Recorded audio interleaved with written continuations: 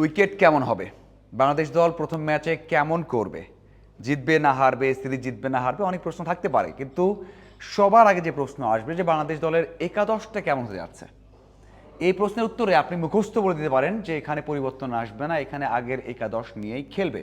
দেখুন, আমি এখনও বলছি যে বাংলাদেশ দল আগের একাদশ নিয়েই খেলবে, এভাবেই শুরু করছে। কারণটা হচ্ছে আগের দিন, মানে আজ যখন বসে আছে এখানে, একটু আগে মেহেদী হাসান মিরাজ এখানে প্রেস কনফারেন্স করে গেছেন, এর আগের দিন যখন সিমন্স এসেছিলেন হেড কোচ, তাকেও জিজ্ঞাসা করা হয়েছিল যে একাদশটা কেমন হতে পারে, বাংলাদেশ দল এখানে কীভাবে পুরো দলকে দেখতে চায়।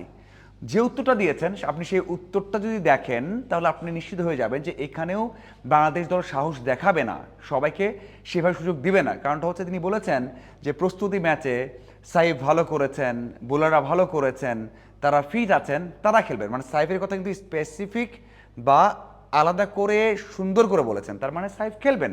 আগে যে সিরিজে ব্যর্থ হয়েছেন, মানে ব্যর্থ হয়েছেন সেই তুলনায়, সেটা হচ্ছে সৌম্যের তুলনায়।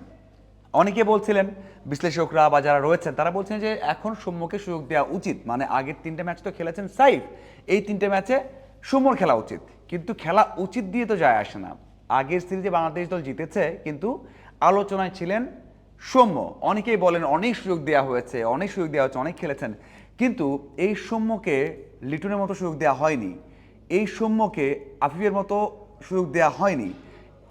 আফিফ একটা পর্যায়ে একটা বা দুইটা বছরের টানা 60টা ম্যাচ খেলেছে, হয়তো আপনার মনে আছে। আমি বলছি না যে এটা অযৌক্তিক কাজ হয়েছে, অনৈতিক কাজ হয়েছে, অপরাধ হয়েছে, না, ঠিক আছে, তাহলে কেন অন্যর বেলায় না? এই যে একাদশটা হতে যাচ্ছে, এখানেও সম্য থাকছে না। এখন শেষ মুহূর্তে যদি খুব বেশি একটা চমক হয়ে যায়, মানে 1% সুযোগ যদি থেকে যায়, সেটা হতে পারে, কিন্তু আপাতত নেই। একাদশটা আগের মতোই হচ্ছে, সেখানে ওপেনিংয়ে তামিম, সাইফ, এরপর শান্ত, হৃদয়, লিটন, আফিফ, মিরাজ, এটা হচ্ছে ব্যাটিং লাইন আপ। এরপরে আসবে রিশাদ, সাথে 3 পেসার, সেখানে মুস্তাফিজ, তাসকিন এবং রানা খেলবেন। এইটাই হচ্ছে একাদশ, এবং টানা 4টা ম্যাচে একাদশ সেম হবে। দেখুন, একটা প্রশ্ন আমি এখানে অ্যাড করতে চাই, যেখানে নিউজিল্যান্ড দল 54 জন ক্রিকেটারকে বাইরে রেখে এখানে এসেছে, মানে সবাইকে দেখার জন্য, সেখানে বাংলাদেশ দল পিএসএল থেকে প্লেয়ারদের নিয়ে এসে খেলাচ্ছে। সবাইকে হয়তো দরকার ছিল না, সবাই 3টা ম্যাচ খেলবেনও না, তারপর নিয়ে আসে, ঠিক আছে, দেশের জন্য খেলতে হবে। তবে এই যে চেঞ্জগুলো, আপনি একই একাদশ খেলার, মনে হচ্ছে বিশ্বকাপ চলছে, অথবা বিশ্বকাপের আগে শেষ সিরিজ, এটা সবাই খেলাতে হবে, সেভাবেই চলছে। তো যেই ভাইবটা পেলাম, যে আভাসটা পেলাম, সেখানে এটাই বলা যায় যে প্রথম ম্যাচে বাংলাদেশ দল আগের একাদশই থাকবে, যেটা বললাম। এবং সেখানে যদি সাইফ ভালো করেন, মানে একটা জায়গায় তো সমস্যা, সাইফ ভালো করেন, তাহলে সেখানে আর কারো সুযোগ নেই, নেক্সট ম্যাচেও এটাই খেলানো হবে। যতই বলা হোক না কেন যে একটা ম্যাচ না, বাংলাদেশ দল প্রথম ম্যাচে যদি হেরেও যায়, সাইফ ভালো করে, নেক্সট ম্যাচ এটাই খেলবে। আমার ঘরে পরিবর্তন জায়গা তো নেই, আপনি আফিফের জায়গায় কাকে খেলাবেন?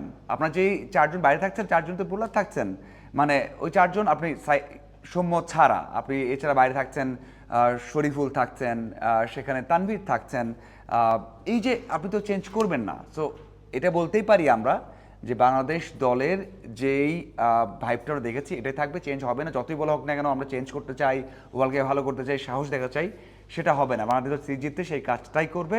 আর উইকেটের বিষয় যদি বলতে চাই একটু, সেটা হচ্ছে উইকেট যেটা ছিল আগের সিরিজে সেম থাকছে, মানে এখানে আপনি 270-280 রান করতে পারবেন।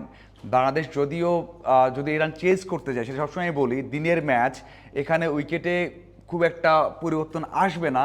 সেই ক্ষেত্রে বাংলাদেশ দল সব সময় সব উইকেটে যদি 270 থেকে 280 চেজ করতে যায়, সেটা বাংলাদেশের জন্য করা কঠিন। কিন্তু আগে ব্যাট করে 270 বা 80 এই উইকেটে করা সম্ভব, আমার মনে হয় খুবই সম্ভব। এখন সেই কাজটাই করতে পারে কিনা, এবং একাদশটা এটাই থাকে কিনা, অবশ্যই দেখার বিষয়। এবং এই যে সিরিজ শুরু হওয়ার কথা বলছি, যে প্রথম ম্যাচ খারাপ করলে যদি সাইফ ভালো করে, পরে ম্যাচে করে পরিবর্তন আসবে না, সুযোগ হবে না।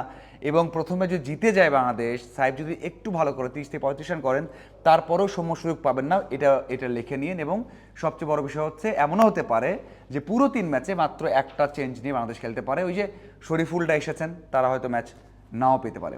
আপনাদের কি মনে হয় অবশ্যই জানাবেন। ধন্যবাদ সবাইকে।